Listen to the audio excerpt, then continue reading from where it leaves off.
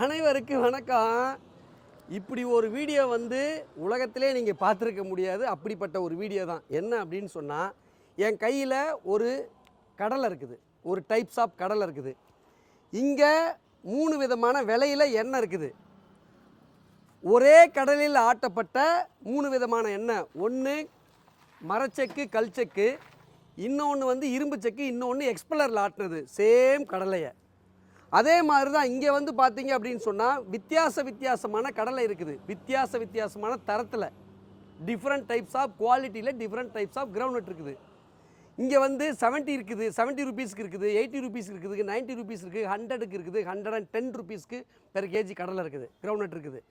இது எல்லாமே வித்தியாசமான மெஷினில் ஆட்டும்போது வித்தியாசமான விலை இருக்கும், டிஃப்ரெண்ட் டைப்ஸ் ஆஃப் ப்ரைஸ் இருக்கும். அப்படிங்கிறத நீங்கள் புரிஞ்சுக்கணும்.